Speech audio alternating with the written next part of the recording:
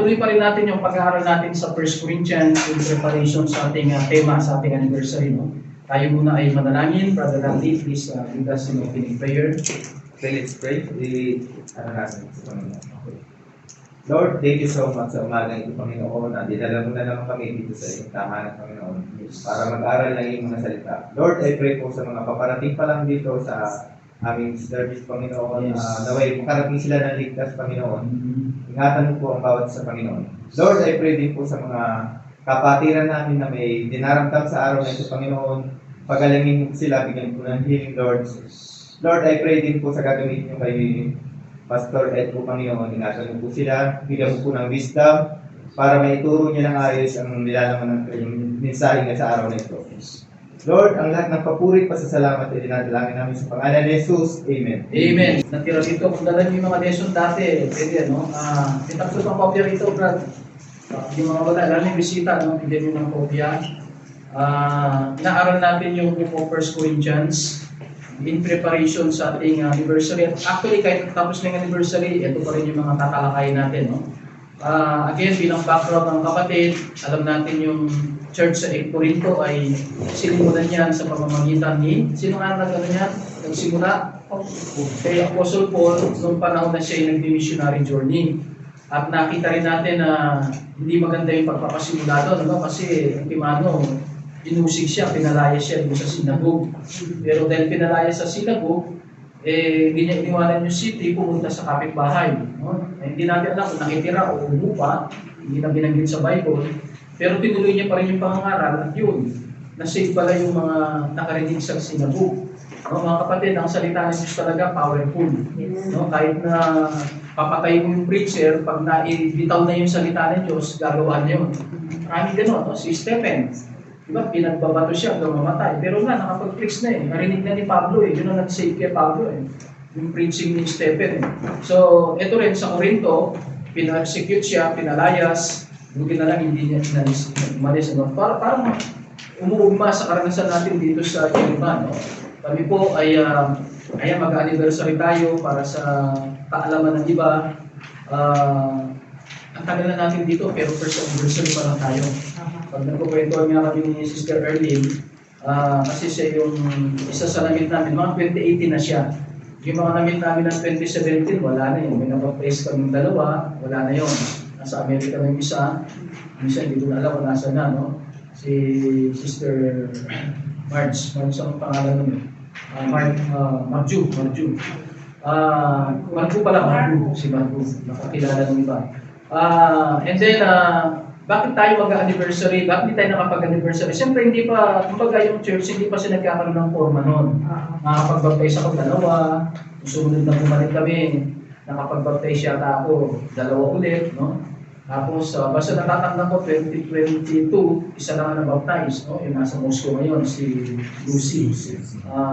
Kaya tayo mag-anniversary ngayon kasi nagkaroon na ng format ang simbahan mula ng 2023 nung na-baptize yung 8, no? And then sumunod may na-baptize na 4. So tapos nagkaroon na tayo ng gathering days, no?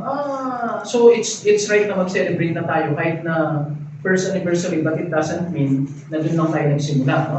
Actually may babasahin church history pagdating ng ating anniversary para malaman ng iba paano talaga nagsimula, no? So mga kapatid, yun yung background ngayon ng Corinto.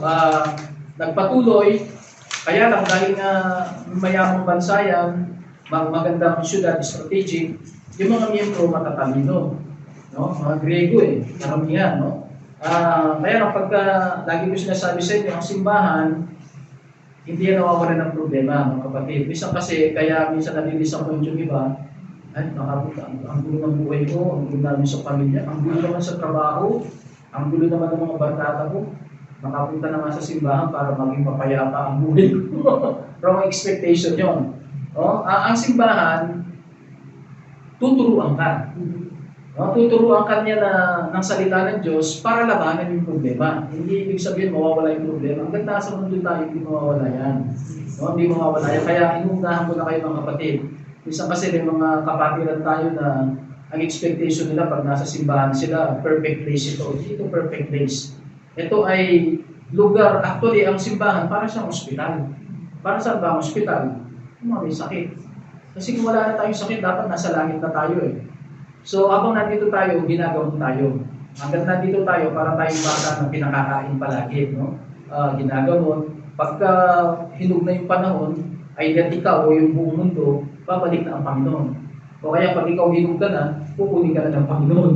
Pero hanggang nandito tayo. So, mabuti na lang, maraming problema ang Korinto, ang naging advantage, sumulat si Pablo. Kasi hindi na siya yung pastor eh. Ang tandaan nyo, kami missionary, kami lang po yung taga-simula, taga-bukas, taga-organize, tapos mag-train kami ng leader, tapos dilipat na sa ibang lugar. So si Pablo hindi na siya yung pastor. Nasa ibang lugar na siya eh. Pero nabalitaan niya yung problema, natural, magkakaroon pa rin siya ng malasakit. No? Ano ba yung mga problema niyo dyan? Sumulat siya ngayon. Ayun, nakita na natin sa chapter 1. Balikan natin sa chapter 1, 1 Corinthians. Welcome na pala kay Brent Alfred, no? Samson, pamilya yung apelyido. Maraming Samson sa amin sa Pampanga, no? At saka nasa Bible Club na, sana tama-tama ito. Ano ba yun? Isishare ko sa si Samson, no? Siya yung ang tawag namin kay Samson, siya yung Bible character na the strong, weak man. No? Ano siya, contrast siya eh. Siya yung malakas pero mahina. Malakas siya physically pero mahina siya morally. No? Kaya, pero ginamit pa rin siya ng Diyos. Okay? Okay, balikan natin si 1 Corinthians chapter 1. Yun ang tinalakay natin nung nandito kami bago kami nag-exit. By the way, salamat sa prayers nyo. No? Dapat wala pa kami ngayon. Naka-prepare kami ng 15 days sa Georgia. Pero nung na-release na yung aming visa, salamat. No? Wala yung posible talaga sa Panginoon. Dati kami, hindi kami makapaniwala ni Sister Amor. Although nagpe-pray ka, pero siyempre piniprepare mo yung sarili mo sa worst. Yun ang technique dyan eh. Expect the best. Ang best, yung makareceive kami ng 120 days, ang worst, 21 days lang. No? Eh, nakaprepare kami dun sa worst eh. Kaya nga, sa balutan na kami roon, naghahanap na kami ng magagather, and by the way, may na-Bible study kami ng Sunday doon. Yun ang maganda, no? Kasi wala kaming church na mapuntahan, meron dalawang turista na Baptist sila eh, mag-asawa, yun lang namin sila nakilala eh. Yun lang namin nakilala, yan pakinabang minsan ng Facebook, gamitin yung Facebook sa mabuting paraan. Nakita ko sa Facebook, papunta sila sa nag-i-ask ng prayer. Hindi kinunta ko, no? Hindi ko, kung wala kayong kung okay lang sa inyo, since wala tayong maatilan dito, mag-Bible study tayo sa isang restaurant. Siyempre, sila yung employed, sila yung member, sila yung wastos. Nakahanap sila ng restaurant na parang private, nasa second floor kami, parang may balcony siya. Dalawang oras kami rin. No? Una, kain muna. And then, nagbasa na ako ng scripture. Yung mga kalahating oras naman yung teaching. Ngayon, para hindi halata ka, mag-order tayo ng kape. Then, nagkape kami. Dumobli nga na yung gastos para hindi ka paalisin. Actually, hindi naman kami paalisin kasi hindi naman puro yung so, ganun kapatid, malay nyo, yun ang magsimula ng simbahan sa Georgia. Although wala na rin yung dalawa na yun, masabay kami malis. Malis kami papuntang Armenia, sila pabalik na ng Dubai. Pero at least, merong history ngayon na may nag-Bible study na sa Georgia na Pilipino. Okay? Nalay nyo, sa susunod na rin ko, si Rico napa-exit eh. Kaya lang, ang plano niya, hindi pupunta ng TPBC, hihigit lang siya. Actually, inintay din namin siya. Dahil kung nandun siya, mas maganda sana, dalawa kami, pwedeng magpa-isang leader siya. Hindi ko masabi, ganito kasi nagsimula eh. Ang gawain sa Corinto, di ba? Pinaresecute siya, naghanap ng matitira, kapitbahay ng sinagogue, and then nagpatuloy siya nagturo, natulugan ng leader doon sa sinagogue na hindi pa na sumurrender si Pablo. Nasave na pala siya kung nakapag-print si Pablo ron. Ayun, nagkaroon ng grupo sa... So, tingnan natin 1 Corinthians 1. Tinalakay na natin to, pero gusto ko lang ibalikan natin yung verse 7. 1 Corinthians 1:7, hindi pala 7, so ba yung nag-aaway-aaway sila dyan? Meron siyang binanggit dyan. Verse 11 pala, 11. 1 Corinthians 11, For it hath been declared unto me of you, my brethren, by them which are of the house of Chloe, that there is contentions among you. So isa sa sinusolve yung problema yon, yung pag-aaway-aaway ng mga mananampalataya. At natural yun. Alam nyo, isang technique na ituturo ko sa inyo, yung pagkaunawa na ang tao ay unique. Kailangan nyo maunawaan yun, ang bawat tao ay unique. Ano yung ibig sabihin ng unique? Sa mata, sa ano, ibig sabihin, iba-iba ng ugali yan. So, hindi mo pwedeng makita ang sarili mo sa ibang tao. Kaya dapat lagi kang nakaprepare na mahal ko to kahit anong magpakita ng ugali. Eh dito, dahil matatalino sila, no? Ang katalinuhan pa nila ang naging dahilan. Kasi alam niyo mga magagaling silang leader eh. Pero nyo, ang pinagmula ng Greek Empire si Alexander the Great.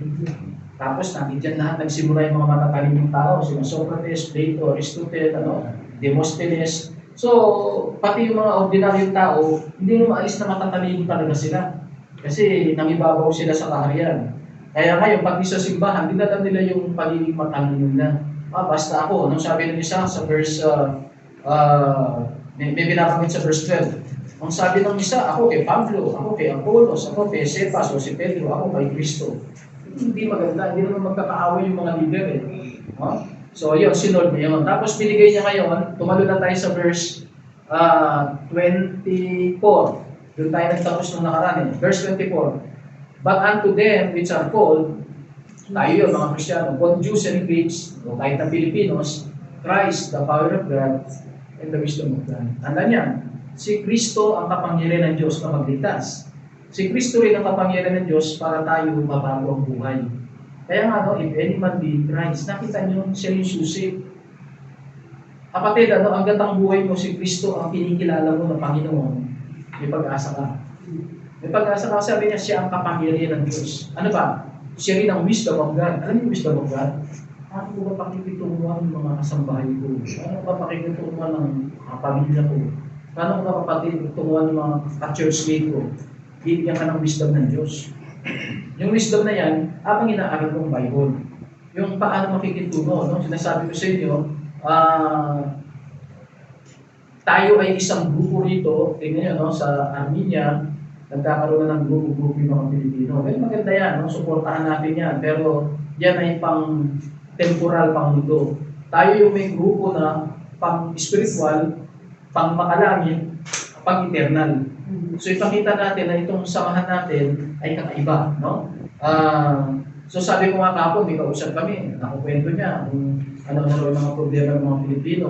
Tapos ginagawa nila, may tinutulungan sila. Sabi ko, well kami kako, gusto rin namin makatulong. Pero ang paraan namin, dalawang bagay, kako ay kapanalangin. Yes. Pangalawa, pagtuturo.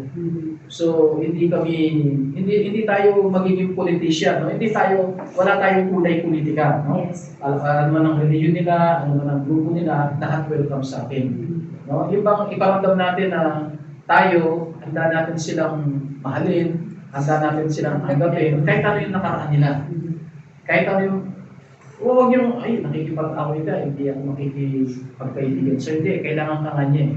No? Be sure lang na huwag ka makisawsaw dun sa away niya sa ibang tao. No? Yung ikaw yung taga-peacemaker. Nakalagay yan sa ano ng Panginoon, blessed are the peacemaker, for they shall be called the children of God. Baliktarin mo yun, pag anak ka ng Diyos, dapat ikaw ay tagapamayapa. Ikaw ay kasangkapan ng kapayapaan. Okay, punta na tayo ngayon sa chapter 2. 20 minutes na lang. No? Ang sabi ni Pablo ngayon, verse 1. Ang tawag ko rito mga kapatid, may maraming paraan ng Bible study, pero isang paraan ay yung textual. Textual, nakadepende tayo sa anong sinasabi ng text. Parang nakadirekta na tayo. Wala tayong particular na tema, wala tayong particular na outline, pero kung ano yung sinasabi. Sabi ng verse 1 ni Pablo, and I, brethren, alam nyo kahit yung mga panaaway na Korinto, ang tawag pa rin niya kapatid. Mga kapatid, walang dahilan, o sa Kristiyano, walang kasalanan na makapaghihiwalay sa atin. Ang Diyos niya kahit ng kasalanan pag gawin natin, pag anak niya, hindi ka na niya itatatuwa. I will never leave thee nor forsake thee. So si Pablo, kita nyo, ang laki na sakit ng ulo niya sa mga Korinto, pero tawag niya pa rin, brethren. No? When I came to you, medyo hindi masama na binabalikan yung nakaraan. Parang ako, minsan nakukwento ko yung history ng church. Hindi masama yun. Kasi doon mo makikita paano gumawa ang Panginoon.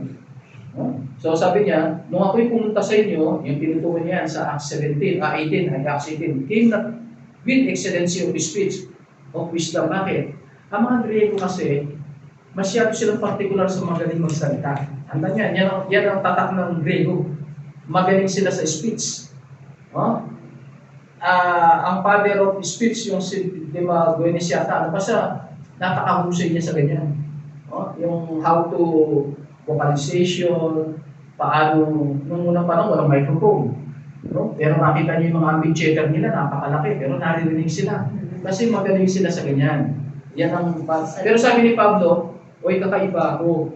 Kung sa inyo, marami na kayong kilalang pagagaling na magsipagsalita. Ako nung dumating ako sa inyo, hindi sa excellency ng speech of wisdom.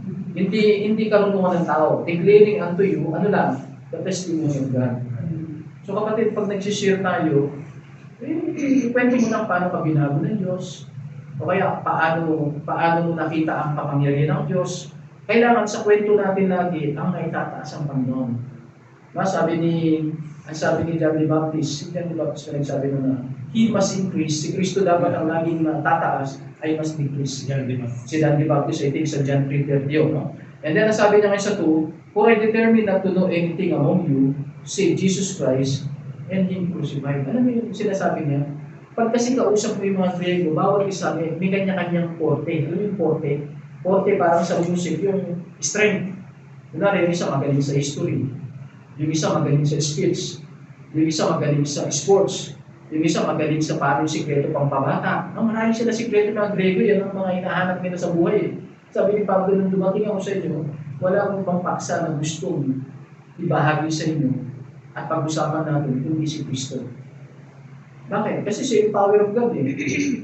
Siya rin yung nagliligtas eh. Siya rin yung wisdom of God eh. Di ba? Yan ang sabi niya.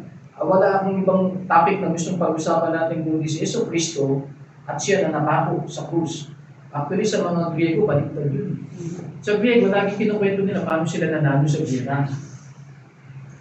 Kung alam niyo yung mga kwento ng Griega, ako kasi mahilig ako sa history, no?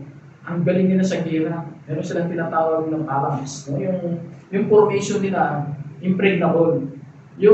Alam niyo, may ano sila, may pangsangga, tapos umuusog sila na hindi mo sila kaya patama ng sibato ng pana kasi parang ano sila parang napakalaking shield ng pag nag-formation. Una makita mo tao sila pero pag may hudyat sila eh biglang gaganon yung sarado.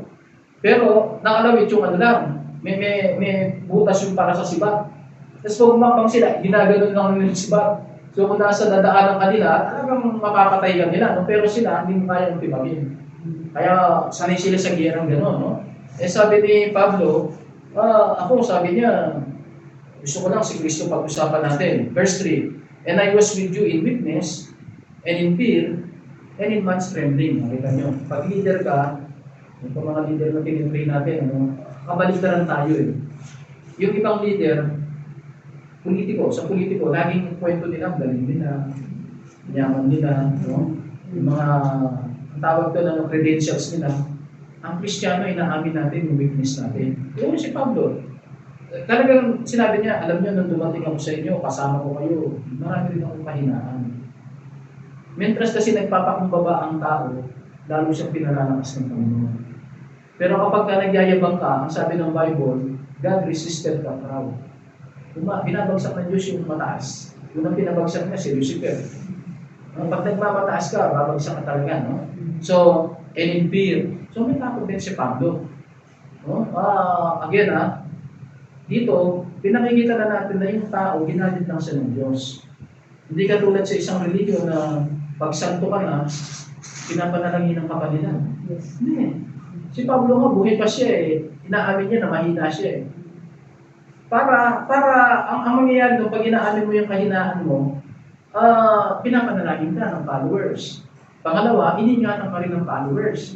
Pero kung sinasabi mo, walang makakatalo sa akin, walang makakapagpabagsak sa akin, alam mo, nahahamon yung tao eh. Yung kahit wala siyang planong pabagsakin ka, tingnan ko nga, mahilig tayo sa day eh. Tingnan ko nga. Tapos kung baka kung anong gawin niya, babagsak ka. So, pero si Pablo, inaamin niya na ako yung nasa kahinaan, kasama ko kayo, nasa pagtatakot, and in much trembling, nahihinig na siya eh. Hindi nga alam kung actually si Pablo may mga sakit. Pag nakita niyo sa 2 Corinthians 12, sabi niya, meron akong tinig sa naman torn in but less. 3 beses kong pinanalangin na alisin ng Panginoon pero hindi inalis. Hindi natin alam kung ano sakit yun. No? And then sabi niya sa verse 4, and my speech and my preaching was not with enticing words of man's wisdom. Tanda niyo ha? Sa ibang mga religion, alam namin niya, inaaral kasi namin sa Bible School yung mga cults. Alam niyo, cults yung mga, kunwari Kristiyano, pero may mga maling turo sila, lalo na kay Kristo. Alam niyo kung bakit sila lumalago? Ang inaaral nila paano mangaral ng maayos eh. Alam niyo yung iba, kaya huwag kayo magugulat, ano? Minsan may nag-preach eh, ang inaaral nila paano paiyakin yung congregation. Meron pa yung alam na ganyan, no? Talagang kapag pinakinggan mo siya, may star amaze ka, no? Pero, dun sa logic niya lang na pang tao. At saka nag-a-appeal sa iyo, ang tao to, relevant. Maraming preacher na ganyan. Kukuha ng mga paksa na sikat. Kunwari, ang sikat ngayon eh, kung ano yung sikat, no? Doon niya ibabase yung kanyang mensahe. Well, na-entertain yung tao, pero walang napasok na tamang turo. Kasi hindi nga nabanggit yung Bible. Pero si Pablo sabi niya, hindi ako nagturo sa inyo na may enticing words. Ibig sabihin na enticing, yung nangbuboda, yung nagpapasikat, yung nagpapakabait, ano? Of man's wisdom. Maraming ganyan. Alam niyo ba na may subject na argumentation and debate? Argumentation and debate. Parang pag nag-preach siya, kala mo, nakikipag-argue siya at binawasak niya lahat ng... Kapag gano'n ng preaching, hindi maganda. Yung sinasabi niya, para sirain niya naging iba, parang crab no, parang matangka ka. No? Para ka makaangat, aapakan mo ng lahat. Respeto mo yung iba. Ituro mo na lang yung sa'yo, yung tama. No? Pero ayaw mo na yung nakikinig, mag-conclude, ay mali pala yung isang alam ko. Hindi ikaw nagsabing mali sila. Kaya niya kinunclude yun kasi nakita niya yung tama. At alam niya na yung tinuturo ng kakilala niya o maaaring kapamilya niya ay taliwas dito sa tamang natutunan mo. So yun ang mga tamang pag-ano mga kapatid. But in demonstration, sabi niya sa verse 4, of the Spirit and power. Ibig sabihin, pag tayo nangaral, ang nakikita yung banal ng Espiritu. Demonstration ng kanyang power. Verse 5, that your faith should not stand in the wisdom of men. Mga kapatid, maraming grupo po, nakatayo sila sa personality ng kanilang leader. Bibigyan ko kami ng example, no? Pag magbihira ako magsabi ng ano. May mga grupo na nakatayo sila sa leader. Pag nasira na yung leader, wasak na yung ano, yung grupo. Hindi po ganon. Sa atin, alam natin, tinitira ni Satanas yung leader. Kahit na kunwari, mapapagsak si Pastor Ed ng Diablo, no? Alam niyo na yung tamang turo eh. Nakabase kayo. Ang gagawin lang, okay, napabagsak yung leader, may isang tama yung leader. Hindi niya napabagsak yung tamang turo. Maaaring yung leader, talagang, ang tawag niya, ano yun eh, lahat tayo liable. Lahat ng tao pwedeng bumagsak, no? Pero, ayun yun mga kapatid. Sabi niya, howbeit we speak, sabi niya sa verse 6, with wisdom among them that are perfect, yet not the wisdom of this world. May natin wisdom of this world, yung philosophy ng mundo. No? Kundi ano, nor of the princes of this world, nakabase dun sa mga leaders that come to talk. Verse 7, saan nakatayo ang ating pangangaral? We speak the wisdom of God. Balikan yung previous lesson natin. Sino ang wisdom of God? Sino ang wisdom of God? Yung sabi nung sa 125 kanina, sa 124 sa Corinthians, no? Christ, the power of God, and the wisdom of God. So, ang kalulungan ng Diyos si Kristo. So, tayo, ang ating turo ay nakabase sa wisdom of God in a mystery. Ito pa, mga kapatid, lalo na yung mga lalaki sa nandito, ano yung ibig sabihin ng mystery? Ang mystery, ibig sabihin niya, ang nakakaalam ng dyan, yung inner group. No? Hindi alam din ang kayang hindi niya nasa labas. Now tayo, ang lahat ng pinag-aaralan natin, mystery yan. Ibig sabihin ng misteryo, hindi nila kayang gawain, pero tayo, may special power tayo, yung Holy Spirit. Unless a man be born again, he cannot see the kingdom of God. Born again tayo. Mamaya makikita nyo kung sino yung tumutulong sa atin, kaya natin naunawaan yung misteryo. No? So, sabi ni Pablo, ang pinangangaral namin ay karunungan ng Diyos na nasa misteryo. Even the hidden wisdom which God ordained before the world unto our glory. Kaya nga tayo, pag inaral natin kahit sa Genesis, ang salvation pala si Kristo. Diba? Natin ko siya, wala ang pangalang Kristo, pero si Kristo yung nagligtas. Bakit? Pinangako agad ng Panginoon kay Eva eh. Mula ngayon, pag-aawain ko yung binhi ng babae, si Eva yun, binhi ng ahas, si Satanas yun. Yung binhi ng babae, si Jesus Christ yun. Para lalong ipakita nung kahit nakadamit sila, pinalitan yung damit nila, pumatay ng tupa. Kinuha yung damit. So, doon na nagsimula na ang sinisimbolo ng tupa na si Kristo kasi yung tupa walang kasalanan. Dahil sabi sa Bible, the wages of sin is death. Ang nagkasala si Adan at Eva, dapat sila yung mamatay. Pero hindi muna sila namatay ng oras na yun. May pinatay ang Diyos na walang kasalanan, yung tupa. Para mabigyan sila ng damit ng kabanalan. So, ang tawag din mga kapatid, wisdom. So, sana mga kapatid, irrespective of, ito, grupo tayo, no? Minsan, darating yung panahon, ipapukumpara tayo sa ibang grupo niyan. Yes. Mas kaunti kayo, mas mahirap kayo, wala kayong magaling na leader, no? Wala kayong magaling. Basta, okay lang yung tanggapin natin yun. Ang meron tayong pwedeng ipagmalaki, hindi sa atin, kundi sa Panginoon. Tama yung tubo natin. Kasi ito, hindi tayo humihiwalay sa Bible. Actually nga, gusto kong emphasize mga kapatid, sa atin, lalo na pag-service natin, wala sa Baptist Church talaga, ang prominent preaching. Meron ministry yung music. Pero ang gagawin ng music para i-prepare yung soul at saka isip ng tao sa pagtanggap ng tamang doktrina. Pero pag nangyari, ang majority ng service nyo, puro pantahan at wala ng salita ng Diyos, babagsak yan. Hindi tatayo yan. No? At si Satan, minsan, hindi na unawaan ng iba yun. Hindi, basta umakata naman tayo para sa Panginoon. Ang na-appeal doon, yung emotion. Kasi music, no? Ang doctrine, sosulyo sa kaluluwa. No? Kaya kailangan talaga ay Word of God ang prominente. Yan ang sinasabi niyo. Pinangangaral ko sa inyo, wisdom of God, nasa misteryo, hidden wisdom, which God ordained before the world. Ibig sabihin, noong unang panahon, yan na yun eh. Hindi nagbabagong plano ng Diyos. Ito na, verse 8. Which none of the princes of this world knew. Alam niyo ibig sabihin ng princess dahil yung matatalino. Ang daming gustong malaman ng sikreto ng Diyos, hindi nila nalaman. Ang nakaalam yan, etong mga taong follower ni Kristo. Alam niyo kung sino mga princess na tinutukoy niya? Noong panahon ni Kristo, si Herod. Ano siya? Siya yung mga posisyon ni Herod, siya yung hari nun. Si Pilate, gobernador. Alam niyo pagka inaral niyo, pwede ba tayong pumunta sandali sa sa Luke chapter 3. May papakita lang ako sa inyo para naalala ko ng itong verse na ito. Parang konektado talaga dito. I hope ito yung verse na yun.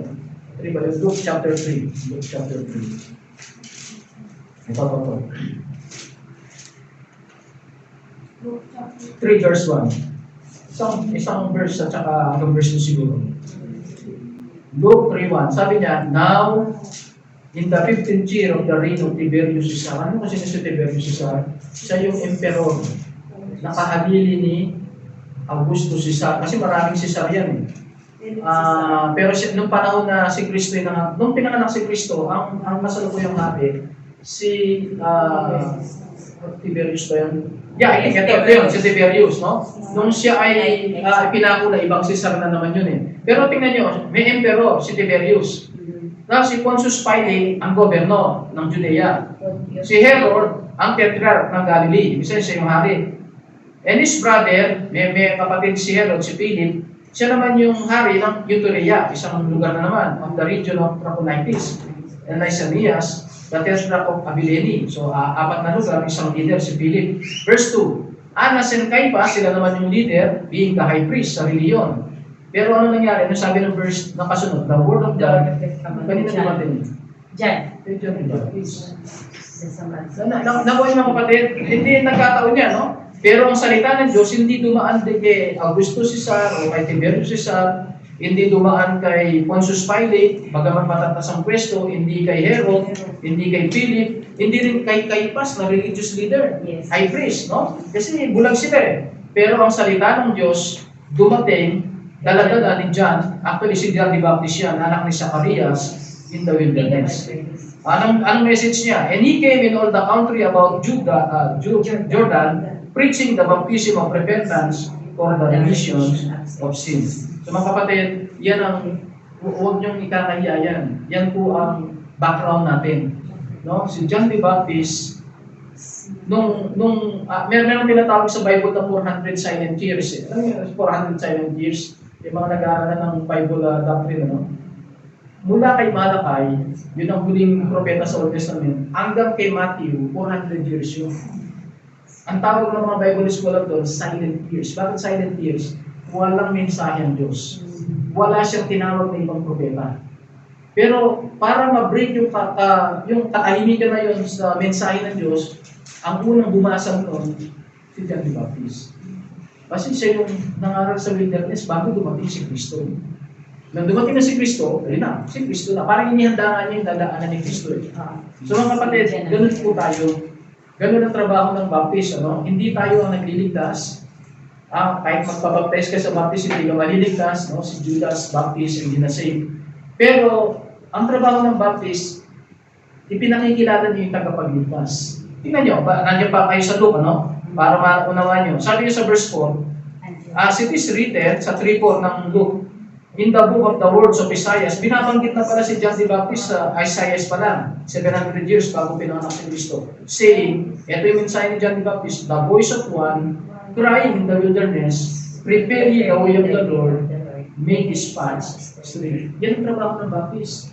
No? Parating ang Messiah, so inihanda niya, nangangaral siya, nagbaptize siya, lahat na naging disciple ni Jesus Christ, ang nagbaptize si John the Baptist.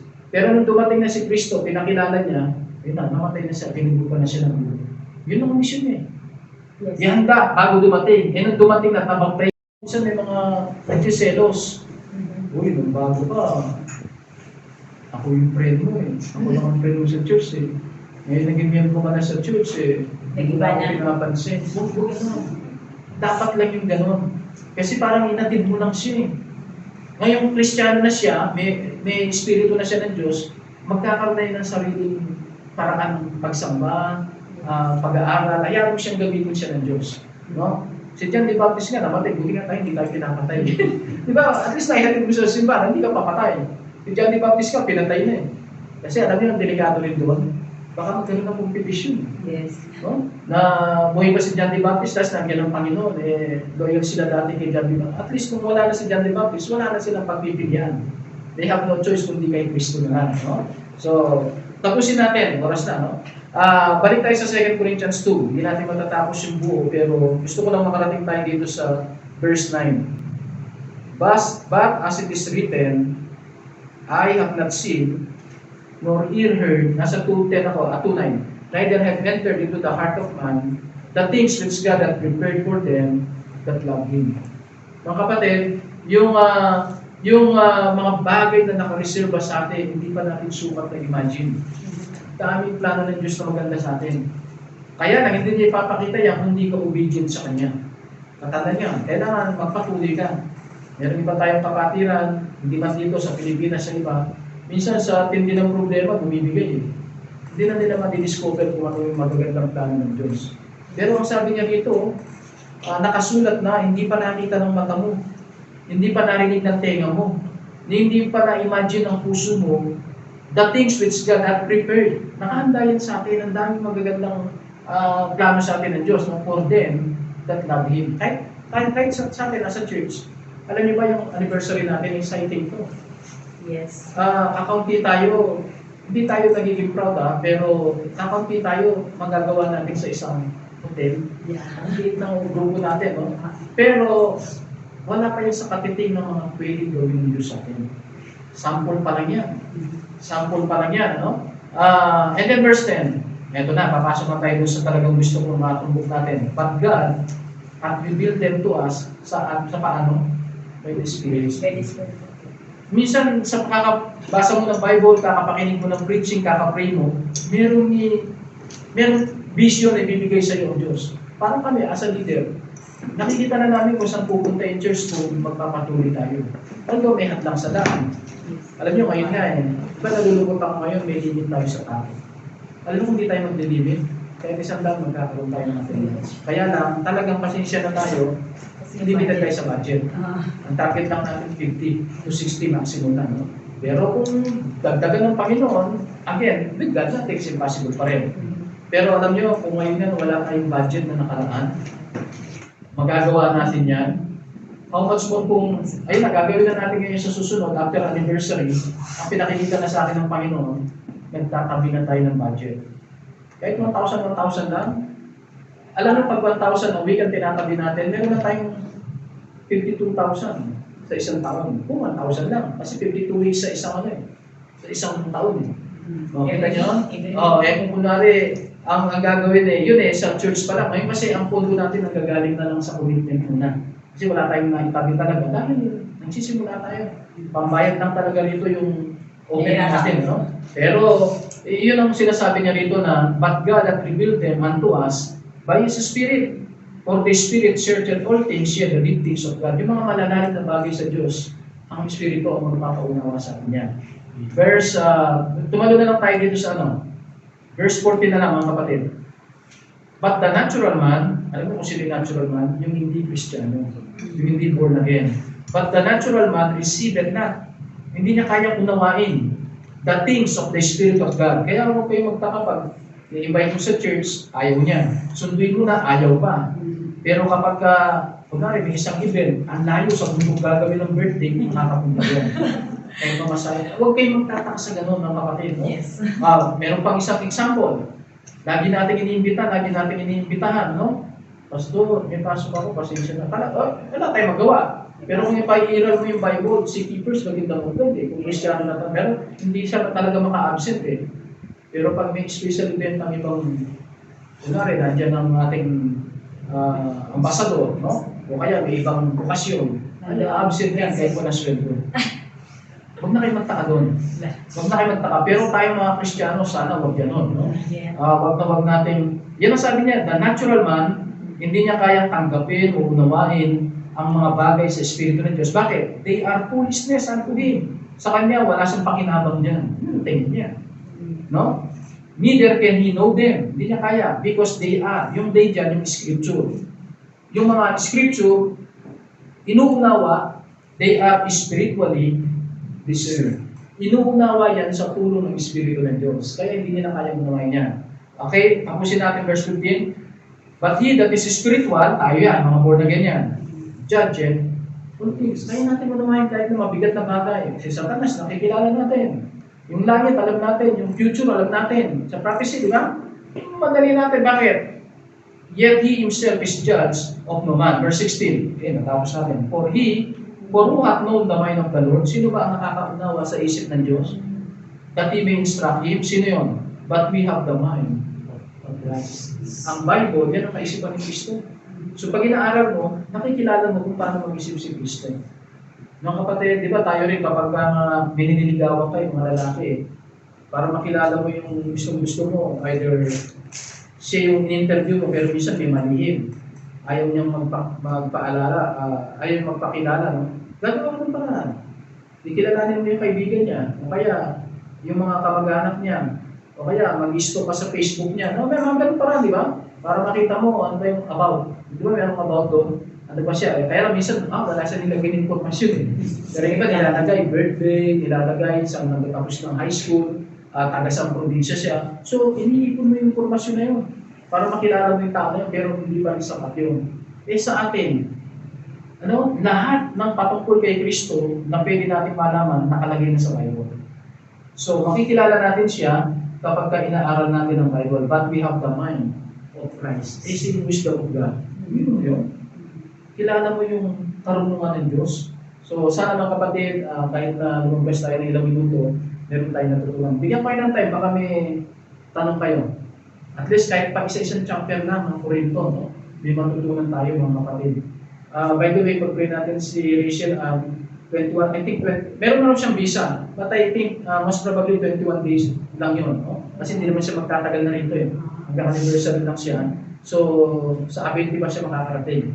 So, next Sunday, Lord's willing, sana hindi magka-problema sa invitation. Kasi minsan may visa ka na problema, yung return ticket, daming ticket, ang dami. At saka yung pangalawang balik niya ng after 2 weeks lang. Parang hindi karaniwan yun. No? Actually, nung lumabas siya, na-question na siya. Bakit siya sa Doha pupunta? May Pilipino siya. Di ba? Tourist siya dito.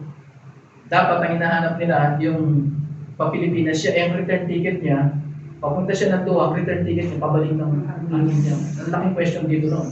Bakit ka babalik dito? No, paayos pa lang siya. Bakit po babalik na naman? Bakit yung return ticket niya pabalik? alam niyo sa mga gobyerno may mga iniingatan din sila. No?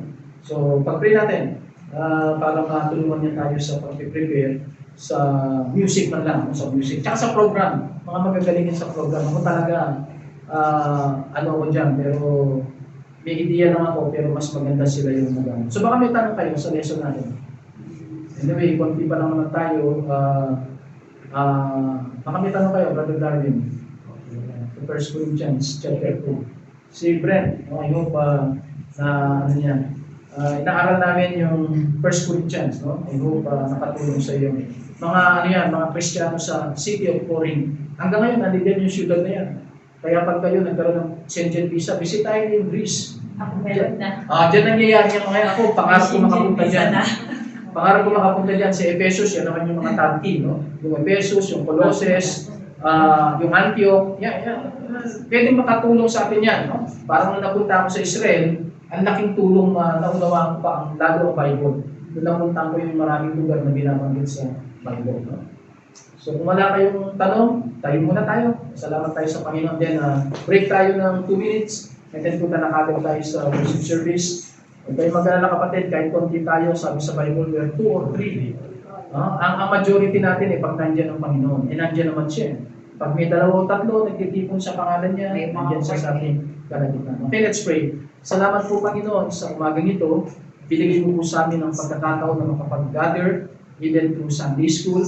Salamat at na-cover po namin ang chapter 2 ng 1 Corinthians. Naway lalo po kami biyahanda, Panginoon, na kami po ay isang simbahan din na sinimulan mo at pinalalaki, pinalalago. At alam namin lumalaki rin at dumadami ang problema. Subalit salamat, wala pong problema na wala kang katapat na solusyon kung kami po ay mag-aaral lamang ng tama sa iyong banal na salita. Pagbalay po po mga kapatid na nakinig ng iyong salita at ihanda mo po kami sa aming gagawing worship service at kung may iba pa kami mga kapatiran na mga rin po makadalo sa umagang ito, ikaw na rin po ang magpaalala sa kanila, makasama nila namin sila sa napakahalagang pagsamba sa iyong dakilang pangalan. Panginoon, ang lahat pong ito ay aming dalangin, puno po ng pagtitiwala at pasalamat sa pangalan po ng aming Panginoong Jesucristo. Amen. Salamat.